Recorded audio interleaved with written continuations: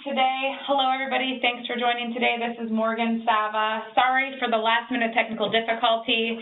Our event disappeared before we could get started. We need about 1 more minute to get set up, and then we promise we will kick this webinar off today, and we will get you out of here in the hour-long time frame that we allotted. So stand by momentarily, and we will get started. Apologies again.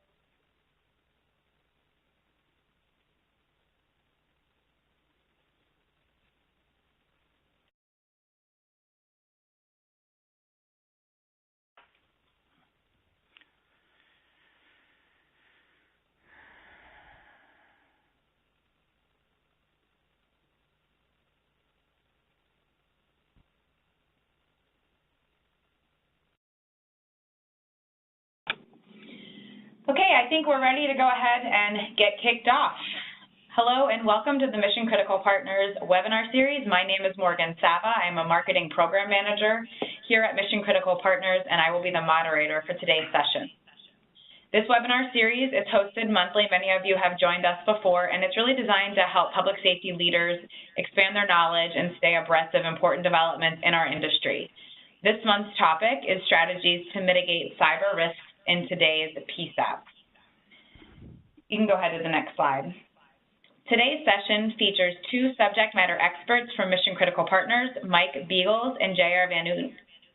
Mike Beagles is a senior technology specialist with our firm, and he provides specialized experience with supporting public safety agencies by providing technical expertise, planning, and general counsel for new and innovative mission-critical technologies. He has worked in various IT functions for 911 CAD, RMS, and a mobile software provider, and he holds several advanced security certificates. JR is an experienced technologist and technical project manager with more than 15 years of experience in public safety. He is a highly skilled systems administrator with extensive experience in networks and system support concepts. He also holds several security certifications and is a former PSAP Assistant Director and Systems Administrator.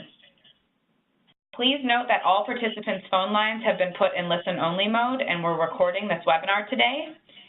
You can go ahead to the next slide. We'd encourage you to ask questions throughout the webinar and have inserted several spots in where we'll pause to ask questions, but you can go ahead and ask a question using the chat function as it comes to you when the material is being presented.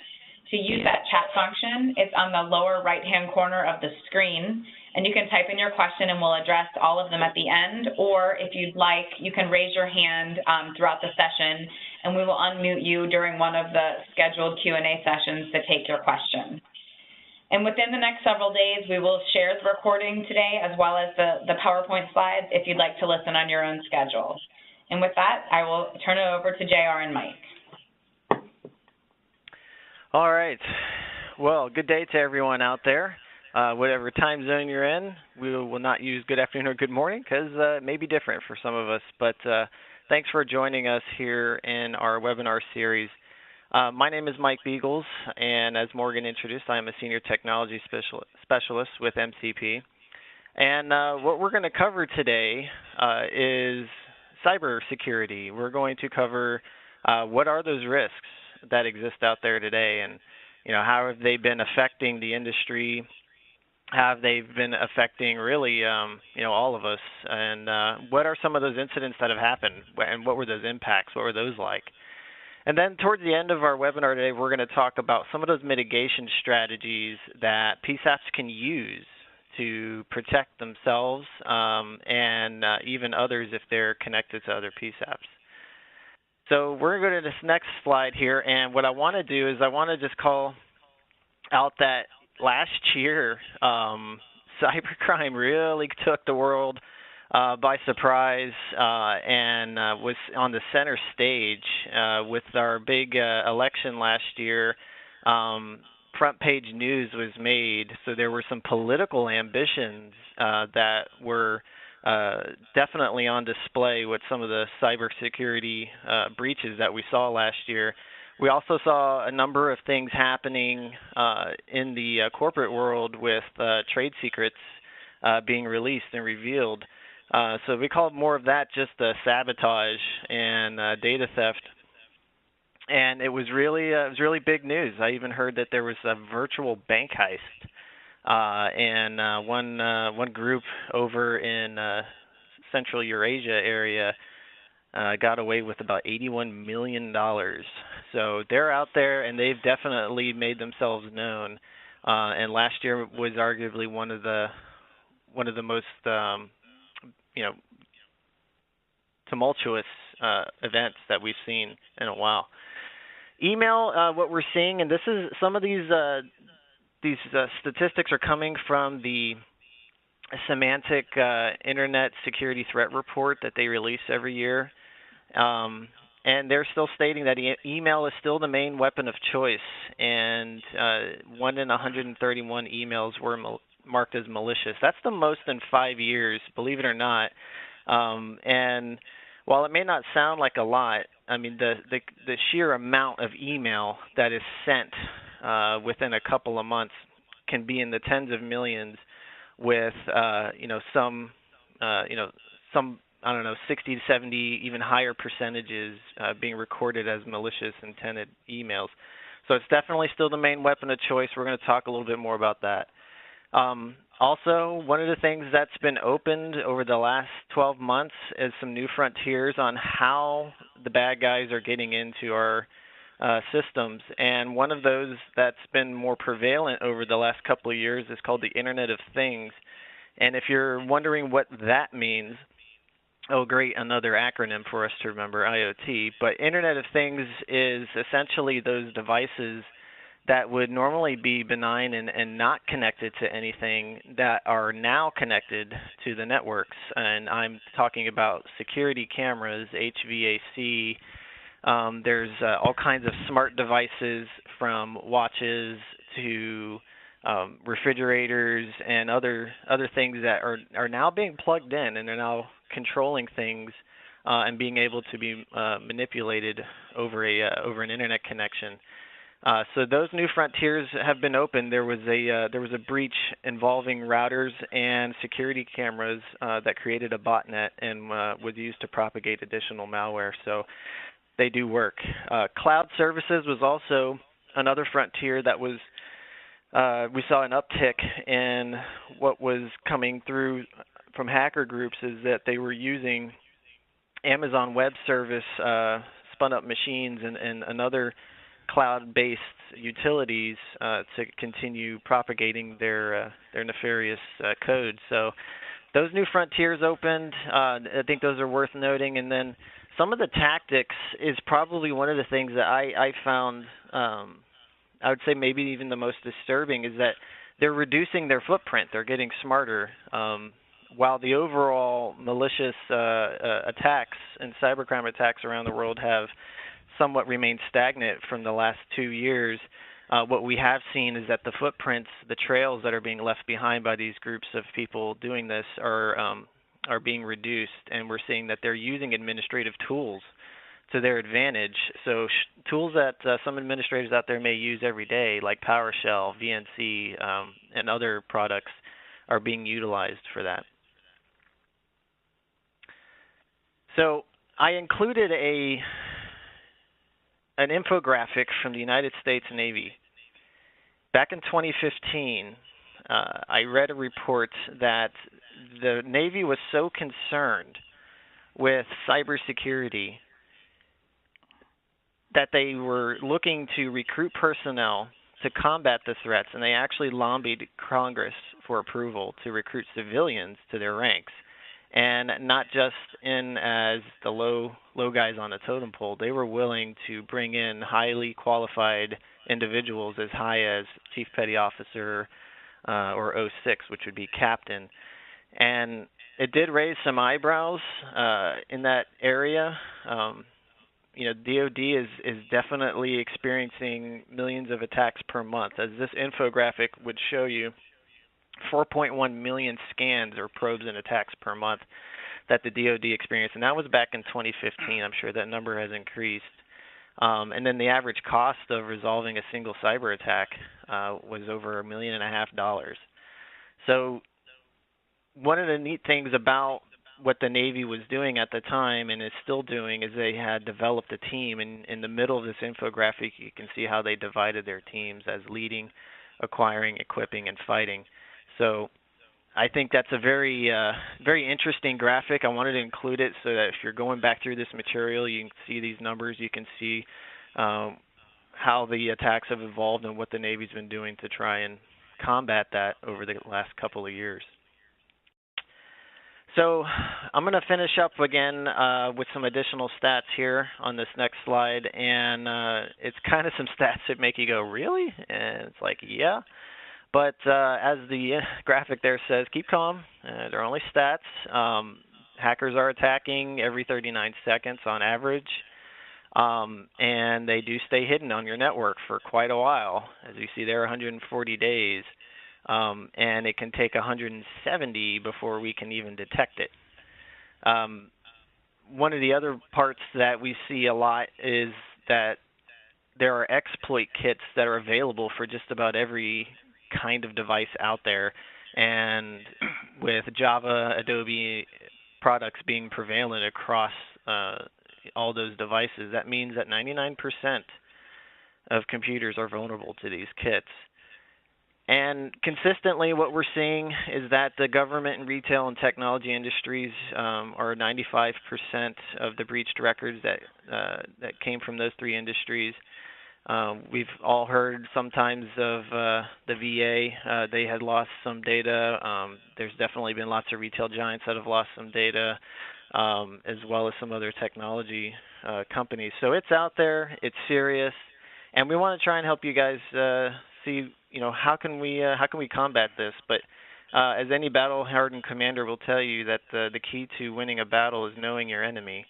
And we're going to talk about what some of those threats are. But before we go on, there's then one more slide I wanted to go through here with everybody. And this isn't a one-to-one ratio. I don't think there's 6,000 dots on this diagram, but it's there just to really kind of show you that this is a nationwide issue, and 80% of the PSAPs that are out there in our country are considered to be smaller PSAPs, and by and large have inadequate cybersecurity defenses. So this is a huge problem. Our industries of vulnerability has been an open secret for years.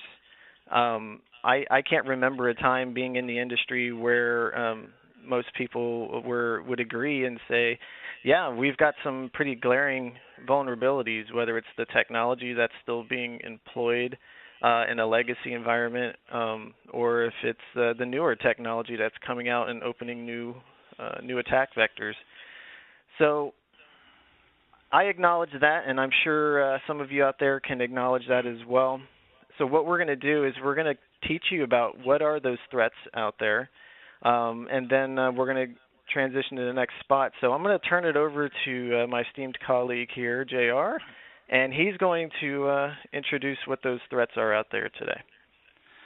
Hello, everyone. I am J.R. Van Odeham. I know that last name is a mouthful, but in my prior life, I was the tech director for a PSAP for 15 years, and fortunately or unfortunately, had the experience of dealing with a lot of these threats that we're going to discuss.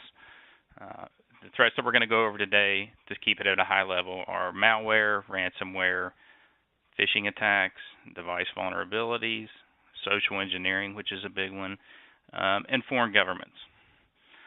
So to start off at a basic level, malware is just any program that's designed to infect and damage your computer, and it does all this without your consent.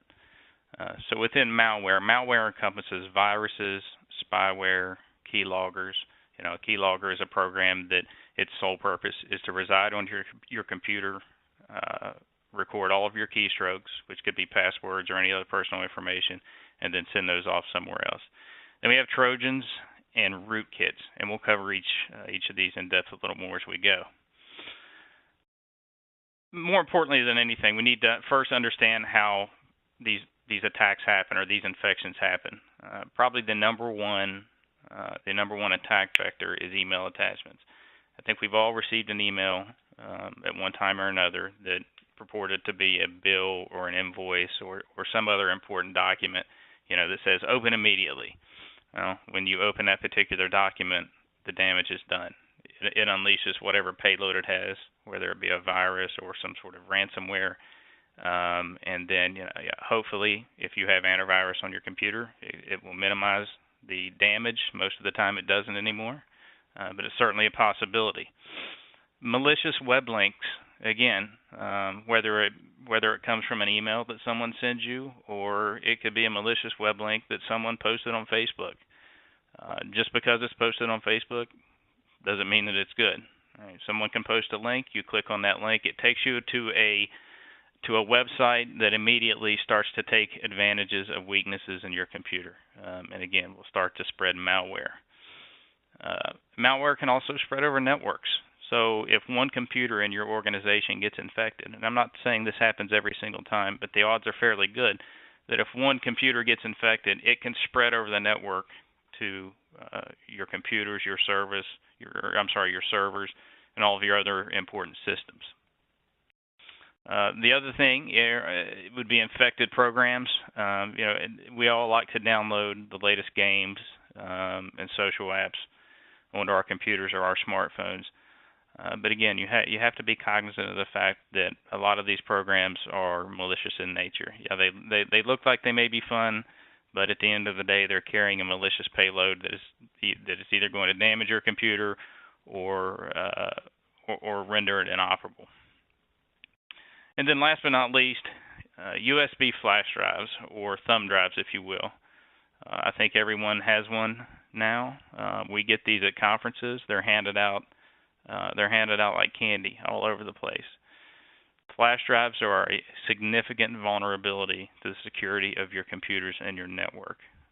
They can carry damaging payload that you would never expect or never even notice, and install it on your computer, and then the damage is done. USB flash drives generally carry a payload where, going back to what Mike said earlier, someone can sit idle on your network for over 100 days, do reconnaissance and start to inflict damage. But USB flash drives are mostly the culprit, and it's good practice to don't allow USB drives from outside your organization in, especially personal flash drives, because you don't know where they've been or what they contain. And when you use flash drives, use them on designated computers and not critical systems. Ransomware. I think we've all heard about ransomware. Hopefully you have, especially lately in the news. And ransomware is fairly straightforward. You download or you somehow get a piece of malware on your computer, and it immediately encrypts some or all of your files, and you get a message like this. This is actually a message that one of the latest ransomware viruses displayed. And you only have a couple options here. Your first option is hopefully you had a backup of the data that's been encrypted. If that's the case, you can format that particular computer and restore it and restore your data and all as well. Or, as we see more commonly now, you end up paying the actual ransom fee because you don't have backups or you don't have some sort of mitigation plan in place. And it can be as low as $100, and it can be as high as $25,000. It just depends. It depends on how important that data is to you. And again, that's going to dictate whether you want to pay to get that data back or whether you would rather start from scratch. Depends on how important that data is. But at the end of the day, we call this digital extortion. It's extortion. It's just in a digital form. I'm not going to elaborate a lot on Bitcoin. It's a new form of internet currency that hopefully we can cover in a later webinar. But it's very hard to trace, and it's much easier to share among the among the criminal element on the internet, if you will. So if you get a chance, read up on Bitcoin, and hopefully we'll cover that in a future webinar. Phishing. Phishing is essentially the act of attempting to acquire information, whether it be usernames, passwords, credit card details, and it's always someone or some agency that's trying to masquerade as a trustworthy entity, like your bank. Probably one of the biggest phishing tactics is to send an email to someone that pretends to be their bank that says, "Hey, I need you to confirm your Social Security number and your account information." Legitimate institutions don't do that. When you talk to your bank or any financial institution or hospital, they're not generally going to ask you for your full Social Security number, maybe the last four. They're certainly not going to ask you for passwords, and they're certainly not going to ask you for bank account information. So, and this is where you really have to think. It is hard. Phishing works off of I don't want to say emotions, but you get comfortable with someone. They've given you the spiel. You feel comfortable with them, and you start divulging this information. And unfortunately, we see this a lot with the elderly too. So if you do feel uncomfortable or have any question about the person that's contacted you, whether it's via phone or email, call the institution directly and see if it's legitimate. It's one of the easiest ways to keep you from falling for that. Hey, JR, on that note, I'd like to add something to the phishing conversation, because I think this is where we see most of the malicious email statistics come from. And a lot of the big attacks that have happened in the recent years may have originated with this. And I'll give you an example of that. Is there was a spear phishing email, and for those who don't know what spear phishing is, and I'm not talking about real phishing, but spear phishing is actually a targeted attack.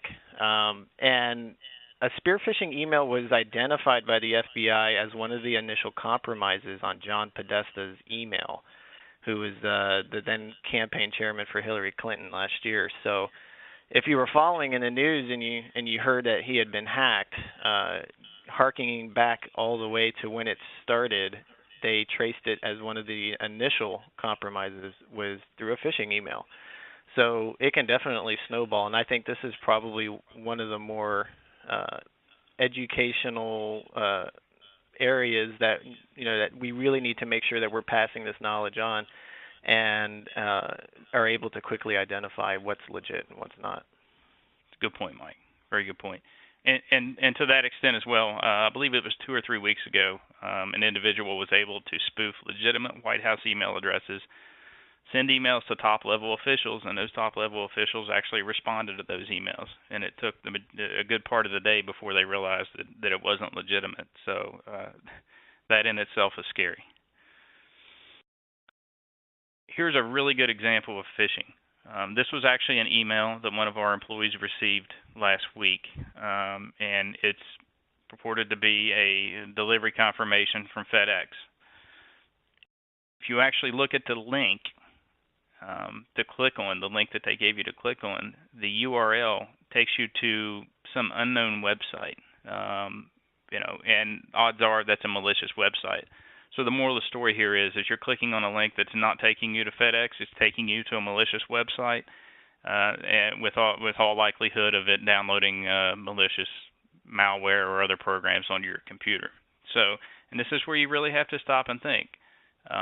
Did you order something from FedEx, or did do you have something coming from USPS or Amazon? Because these emails, and you can see from this email here that they craft them to look almost identical to the legitimate emails that you would get from these companies. So, ask yourself those simple questions. Did you order something from Amazon? Should you be getting, some sort of notification like this from Amazon or FedEx, USPS, or it could be your favorite store. It could be Target or Walmart. So, and these are very, very hard to weed out. We have some really advanced email tools now that work really, really hard to filter out malicious emails, but unfortunately you can't catch everything. So education is key. All right, so moving forward to device vulnerabilities. And device vulnerabilities are really known exploits or weaknesses in a device that are openly exploited. And this not only applies to computers, it applies to anything. Mike had talked about the Internet of Things earlier. We talk about the Internet of Things of being security cameras. I'm sure some of you have a Nest thermostat. You might have one of the Amazon assistants. It could, really anything like that that connects to the internet is called we refer to as the Internet of Things. I'm not going to take you to this website, but take note of this website. It's shodan.io. It's going to be the biggest eye opener you've ever seen in your life. The whole, and it's not malicious and shouldn't do anything to your computer, but it scrapes the internet constantly for open devices, from webcams to thermostats, anything you can think of, and you can literally go in and look by geographic location, click on a link, and it will take you to somebody's open webcam in their house or one of their open security cameras. And if that doesn't drive the point home, I really don't know what will, because people will put up these cameras or put up these routers and not, and use the default credentials or not put credentials on them at all and expose them to the internet. And this is really probably the prime example of why you shouldn't do that, or why you should really pay attention to the settings on your devices. And again, a lot of these other devices come from foreign countries. There are a lot of cheap knockoff web cameras and home security devices and other things that come from overseas and come from China. And they've got vulnerabilities built in right from the get-go. And again, for all we know, they may have a backdoor built into them as well.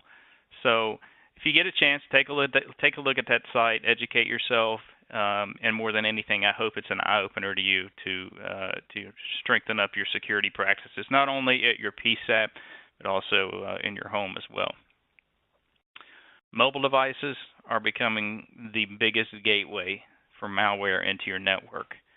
I think it's safe to say that a lot of PSAPs have Wi-Fi access now, and they let employees bring their phones in, connect to the Wi-Fi, and go on about their business. You have to understand, though, that a vast majority of applications in the Apple App Store and Android App Store have some sort of malware built into them. It used to be just Android, but Apple has certainly caught up over the years, and it's really no different now. But once an employee downloads some malware onto their phone, connects to your Wi-Fi network, you've given them a route inside of your network to, unknowingly wreak havoc. With that being said, you also have to think of the human factor of it.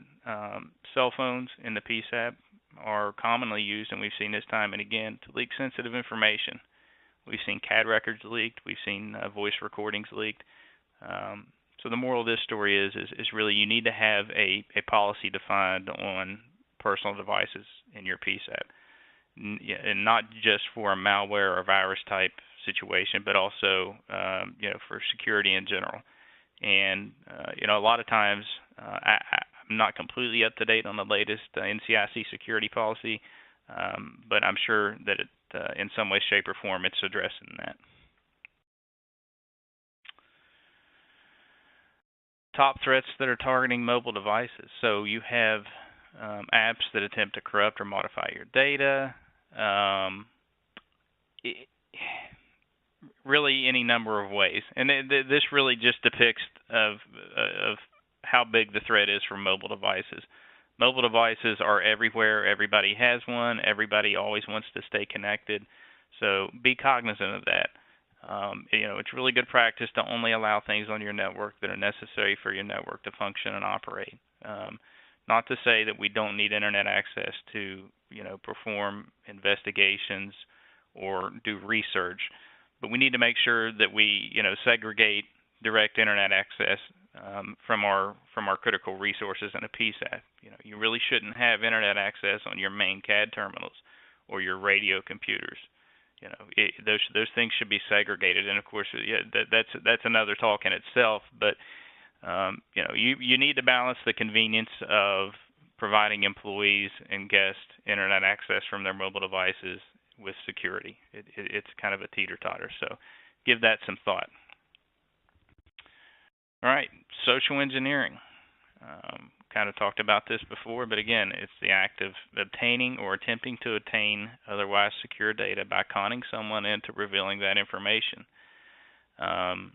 first example would be pretexting. Someone presents themselves as normally someone legitimate to try and gain private information from you.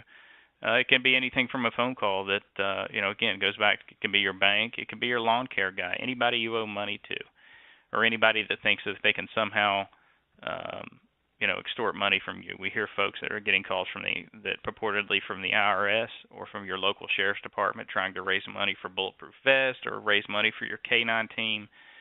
We see those all the time. So always take time to verify those.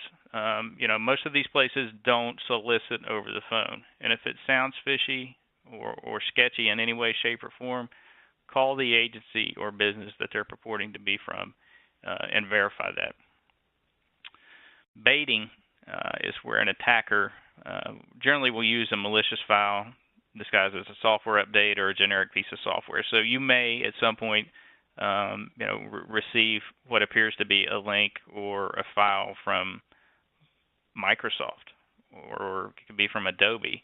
Again, it goes back to someone crafting a legitimate-looking email from either of these companies. As soon as you launch it, it starts to spread its payload and do the damage. Quid pro quo, offering a service or a benefit in exchange for information or access. It's not too far from pretexting, but again, it's something you need to be aware of. Any of these often sound too good to be true. If they are, or if you have even the slightest inkling that it could be a scam or an attempt to gain your information, hang up and try to verify it by other means. It'll save you a lot of time and a lot of headache in the long run. So target attacks, I don't want to say are a little different, but target attacks go for a particular company. Their target, in other words, someone has taken their time to plan out an attack on your organization or company.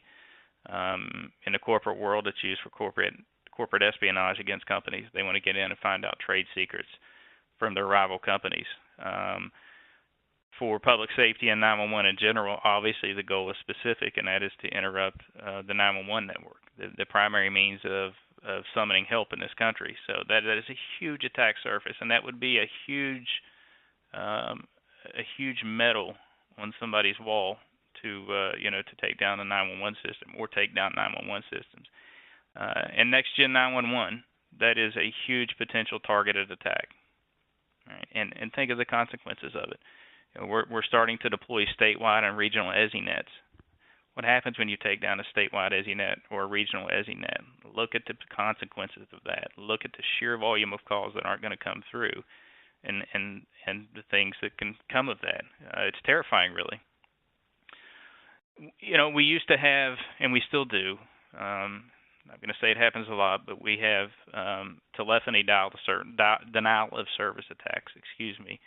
Where your 911 lines are flooded with call after call after call. There's nobody on the other end. The whole purpose of it is to tie up your lines to prevent legitimate calls from coming through. We've seen that in the news over the years, and it certainly happens. What we're going to see with next generation networks are DDoS attacks, distributed denial of service attacks, where the entry points to your network get flooded with useless information to where calls can't be sent through your network, calls or text messages or any other information that is part of that particular EZNet. Denial of service attacks are really easy to pull off. They're done every day. Some of them make the news, some of them don't. In a nutshell, someone or some group of individuals can summon up thousands, if not hundreds of thousands, infected computers under their control. And when I say under their control, these are infected computers that people 90% of the time have no idea that are infected. And they use the power, the computing power and resources of those computers to focus them to attack one specific entity or object. And it just simply overwhelms the resources. And it eventually can shut things down. So I really think we're going to see those in the future. We see them now.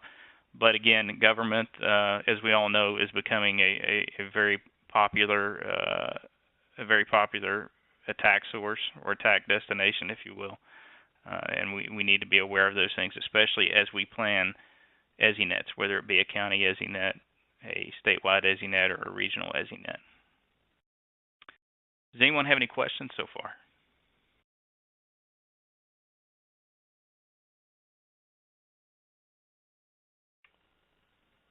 No? Actually, I think we did receive one here earlier via the Q&A in WebEx, and it came about from Andrew, and Andrew asked about TDOS and how that's going to how he thinks that's a very big attack vector or a huge vulnerability. And I'll comment on that a little bit, Jaron, and then you can comment as well. But TDOS, if anyone is not familiar with it, is a telephony denial of service attack, and that's a targeted attack. So when a telephony denial of service attack were to happen, it basically would overwhelm a call system, whether it be traditional TDM or SIP-based. So much similar, very similar to the denial of service attacks that are used on other companies. This one's specifically targeted to a phone system, and those attacks have become larger. They've become more sophisticated over the years, and as SIP has been deployed across the country, it is something that we should all be aware of. So when we're working with our providers and our security folks, we definitely want to make sure that the session border controllers that would be in front of these attacks are using a specific trusted list, so that anything that may be spoofed or doesn't look like it's coming from a legitimate source would be blocked at the edge instead of making its way. And that's something I know that the Department of Homeland Security is working on. They have been working with a number of groups to try and stem the tide of those attacks, and it's really based around the spoofing portion of it. So if they can control and really make sure that they can lock it down to where spoof numbers aren't allowed, that would be a big help for us in the industry. So that's a good point, Andrew, and I think there's still more work for that area to be have better mitigation solutions. Yep, certainly. I think you hit it on the head, Mike. All right.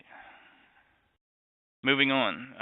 So let's talk about some recent incidents that we've had, and there are many more than what we depict here. But I think these are some good examples. So nationwide, back in October 2016, someone sent out a Twitter post that contained a shortened link. That once you clicked that link, it took over your phone and dialed 911 repeatedly. The end result of that was over 117,000. Calls by Apple phone users to 911 centers around the country, and it just absolutely overwhelmed the vast majority of them.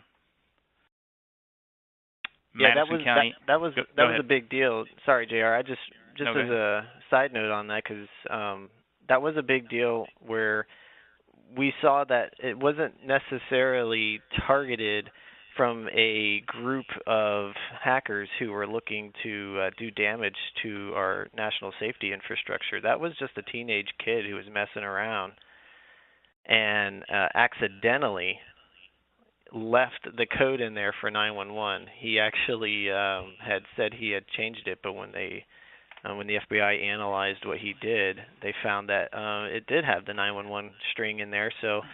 And this was just a teenager who's just goofing around, wasn't really doing anything. So I think that's a big wake-up call, and that's echoing the words of Trey Fogarty, the ex-NENA president. But that's a big wake-up call for industry, and there's definitely being steps made to try and control that ever happening again. Yeah, and if anything, it really highlights how easy that was, how easy it was for a teenager to, not so intentionally pull that off, and the consequences that it had. Yeah, it took one celebrity who had 440,000 followers to really make it spiral out of control. So do the math. All right, Madison County, Indiana, in November 2016. They were infected with ransomware, affected around 300 PCs and 40 servers. It did affect some sensitive data. The county, I'm sure, went and had some fairly quick meetings, determined that the $21,000 ransom was well worth it. So they paid that ransom and regained control of their data. But you also have to understand the unknown cost of man hours of formatting, redoing PCs and servers, to get everything back to normal. Even though they got their data back, those machines still had to be scrubbed and redone. So that's hard to place a price on that. One point of interest here is the county actually had cyber insurance coverage, which covered the cost of this particular incident. So food for thought moving forward. Maybe that's something you can ask your county, or maybe you can have that at a PSAP level. But they did have cyber insurance coverage that covered that cost. Licking County, Ohio, in January of 2017, they had some serious ransomware get loose. They decided to shut down the countywide network to prevent it from spreading much further than it already had. I can't tell you how far it spread, but apparently it spread enough to where they shut down every PC in the 911 center, and they had to work manually, with pen and paper, which, if you've been around long enough, that probably wouldn't have been too big of a deal for you. But they were able to rebuild their systems and avoid paying ransoms due to good backups. And let that resonate with you. They had very, very good backups of their data. So instead of paying that ransom, they were able to format the affected machines, restore their data, and get things back to normal. Now, on the flip side of that, they had to rebuild over 1,000 computers, so the long-term costs of that are unknown. But I'm sure it was significant in man hours, not only during the day but overtime as well. And last but not least, in Washington, D.C., January 2017, 70% or more of the storage devices that record D.C. police surveillance cameras that are literally all over D.C. were infected with ransomwares 8 days before President Trump's inauguration. So they were unable to store video for 3 days while clean and restore operations took place. There was no ransom paid. They just started from scratch. But I think the point of this is 8 days before an inauguration, those security cameras, have the potential to collect a lot of intelligence and a lot of good data to plan for an event that large. So you can see where the impact of that went. All right. Now we're on to mitigation strategies for the PSAP, and I'll let Mr. Mike take over from here. All right. And I am back. Okay, folks. We need to talk strategy here, because we just found out about all these threats. We found out that we're not invulnerable, that we've seen it happen. It's made news.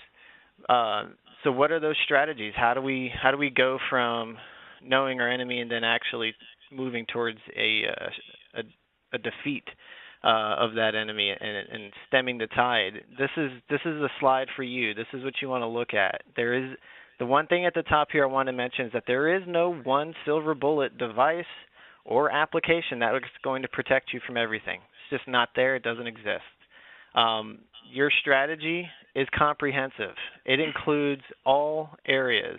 I've listed out as many of those areas that I can think of. I think it covers everything, and it's certainly something that as more technology makes its way to our 911 centers and our PSAPs, that this list could grow.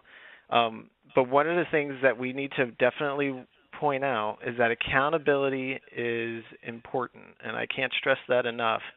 We need our leaders to be identified. Who's going to lead us in these battles, in these defensives, and preparing for making sure that we have a strategy, making sure that it's implemented, making sure that it's maintained, and then that they're accountable to the boards and committees and the public community as a whole. We all have our passion for our job that we do on a day in and day out basis, and from MCP we know that mission matters. So this is something that we take very seriously in our own company, is that accountability. So in this strategy for cybersecurity, this is uber important. This is something that I would encourage every PSAP to start looking at. How can I create that mitigation strategy? You know, who do I need to talk to in my internal agency, within my county or my state, and possibly even outside of that, to really put together a strategy that's going to help us in all of these areas. And you're probably going to find your team gets a lot bigger than just one or two people. It's really going to grow from there. So where do you even begin protection for your agency?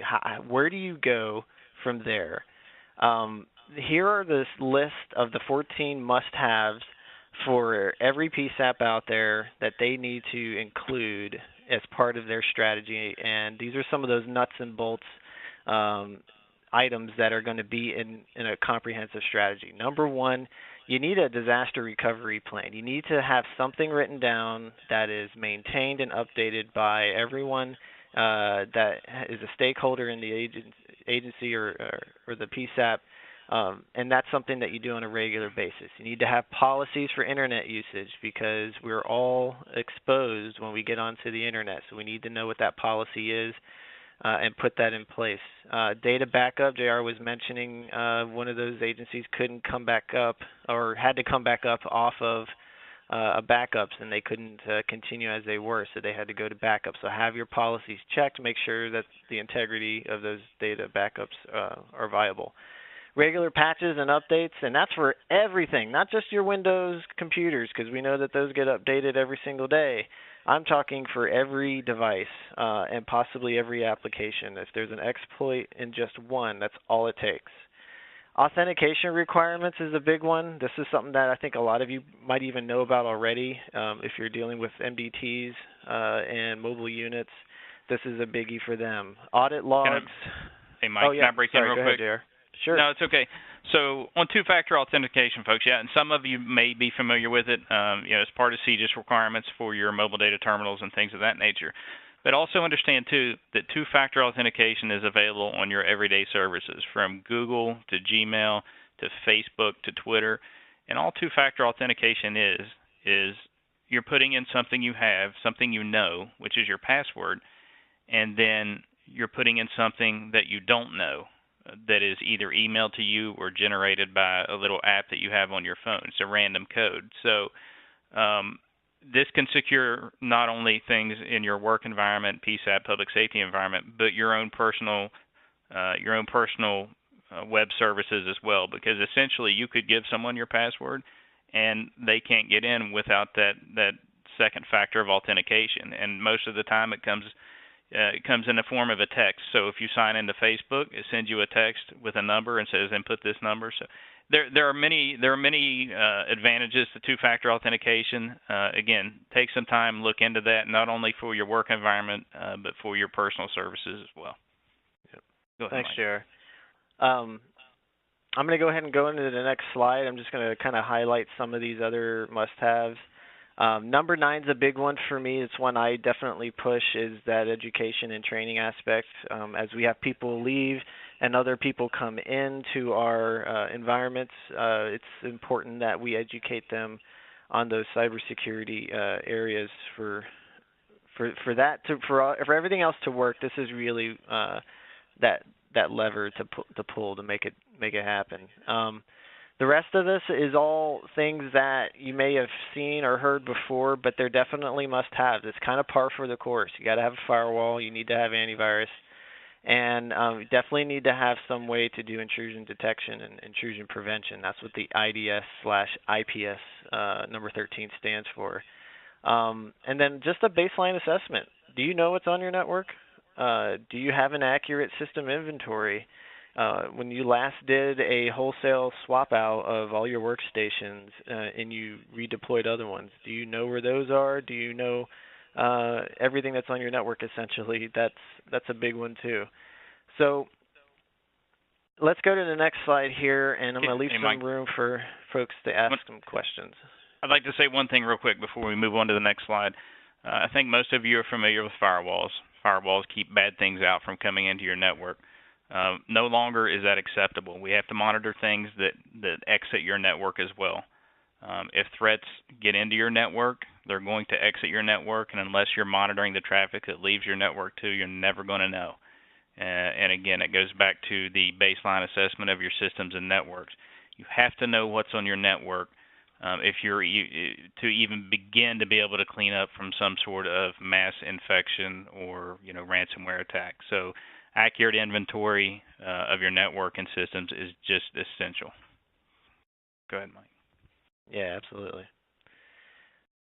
All right, so I put this in there for anyone that is wondering what happens if I get hacked. What do I do? And it could be any of the attacks or threats that we talked about earlier. My first response is to form a team and have a plan in place. So before this happens, you can look at this document. I linked it in the materials here. It's from NIST. And it's going to be eventually a part of your DR and COOP planning documents, but this is going to help you in having a response plan. It's going to give you a nice, organized, and well thought out template, and you can form that team of what each person does and what their responsibilities are. So that's the first step, and then you want to contain the breach and over-communicate the instructions to everyone that's involved and everyone that's affected. You can't not over-communicate. You have to over-communicate because all it takes is one more to compound the issue. I think least privilege access until further notice.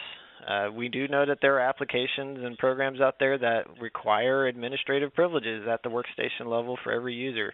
It may require some changes, and that's why I say maybe forever. It may be something that you only get least privilege, you don't get most.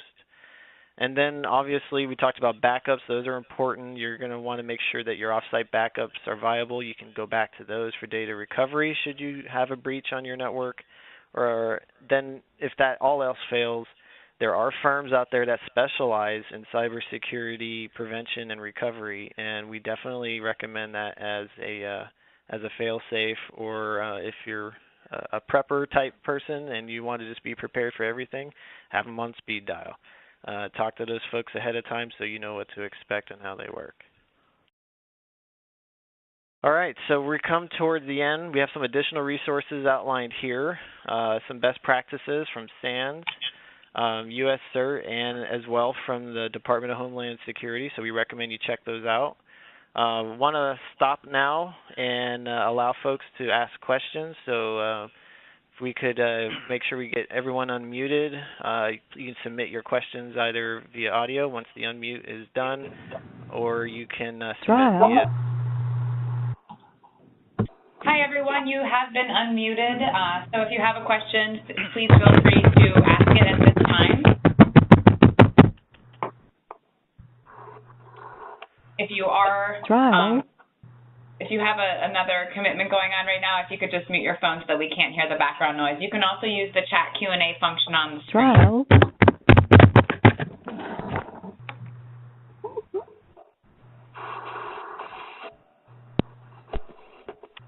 Any questions out there? While we're waiting for questions to come in, I just wanted to say thank you to JR and Mike for an excellent, informative presentation, as well as a thanks to all of you for joining us today.